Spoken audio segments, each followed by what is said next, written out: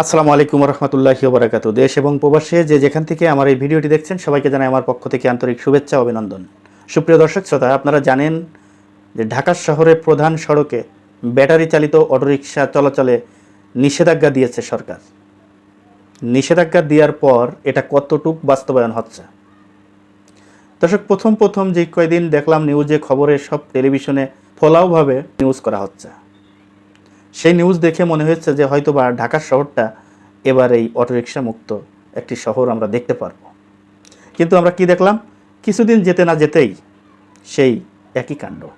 অলি গলি থেকে শুরু করে মেন রোডে, প্রধান সড়কে, এমনকি মানিক মিয়া এভিনিউর মতো রাস্তায়, এই সমস্ত ভিআইপি রোডেও আমরা এই অটোরিকশা চলাচল দেখতে পেয়েছি। এখন প্রশ্ন হচ্ছে, এই অটোরিকশা তাহলে কিভাবে এই ঢাকা শহর থেকে নিয়ন্ত্রণ করবে? তাহলে কি সরকার কি এই অটোরিকশাওয়ালাদের কাছে ব্যর্থ হচ্ছে, না পুলিশ প্রশাসনের গাফলিতে আজকে এই অটোরিকশা অবাধে পুলিশের নাকের ডুগার উপর দিয়ে চলাচল করছে? কোনটা?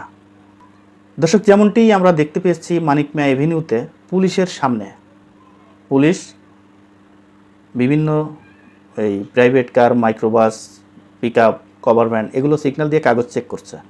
এমনকি ভিআইপি হরেন্ট, ভিআইপি আপনার পতাকা, যে সমস্ত গাড়িতে যে পতাকা লাগানো থাকে, ভিআইপি লাইট লাগানো থাকে, ভিআইপি লাইট কিছু গাড়িতে দেখবেন সামনে ভিআইপি লাইট লাগাই চিকচিক করে জ্বলে, বিশেষ করে মন্ত্রীদের গাড়িতে লাগানো থাকে। এই সমস্ত লাইট, পতাকা, হর্ন যে সমস্ত গাড়িতে পাচ্ছে সেগুলো কিন্তু খুলে নিচ্ছে ট্রাফিক সার্জেন্ট, খুলে নিচ্ছে। মানে সে যত বড়ই ক্ষমতাসীন হোক আর যত টাকার মালিকই হোক, এটা ট্রাফিক সার্জেন্ট তোয়াক্কা করছে না, খুলে নিচ্ছে। কারণ তার অধিকার নেই এগুলো ব্যবহার করা।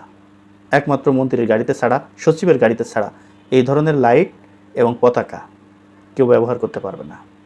তাই আজকে সেইগুলো যদি নিয়ন্ত্রণ করতে পারে, তাহলে এই ব্যাটারি চালিত অবৈধ অটোরিকশা কেন নিয়ন্ত্রণ করতে পারবে না? আর এটা যদি নিয়ন্ত্রণ করতে না পারে, তাহলে একটা সময় এই অটোরিকশায় এই ঢাকা শহরটাকে একেবারেই নাজাহেল অবস্থা করে ফেলবে। এখনই তো অনেকে অটোরিকশার জন্য চলতে পারে না। ঢাকায় এখনই অটোরিকশার জন্য চলাচল করা দুষ্কার হয়ে দাঁড়িয়েছে। এই অটোরিকশার জন্য মানুষ হাঁটতেও পারে না ঠিকমতো। আজকে সেই অটোরিকশা নিয়ন্ত্রণ করতে ব্যর্থ হচ্ছে। কি কারণ? এর কারণটা কি? দর্শক, এই ভিডিওটি শেয়ার দিবেন, অনেক শেয়ার দিবেন। যারা চান ঢাকাটাকে সুন্দর শৃঙ্খলার ভিতরে দেখতে চান, যারা, তাদেরকে বলবো যে এই ভিডিওটি শেয়ার দিবেন, প্রচুর পরিমাণ শেয়ার দেবেন। আজকে যদি এই অটোরিকশা নিয়ন্ত্রণ করতে না পারে সরকার, আমি বহুবার বলেছি, তাহলে এই অটোরিকশা চালকরা যা বলবে তাই মেনে নিতে হবে এই সরকারকে। দর্শক, আজ এই পর্যন্তই। যদি ভিডিওটি ভালো লেগে থাকে, আপনাদের কাছে অনুরোধ থাকবে ভিডিওটি বেশি বেশি করে শেয়ার করবেন, লাইক করবেন এবং আপনাদের মতামত কমেন্ট বক্সে জানিয়ে যাবেন। দর্শক, ভালো থাকবেন, সুস্থ থাকবেন।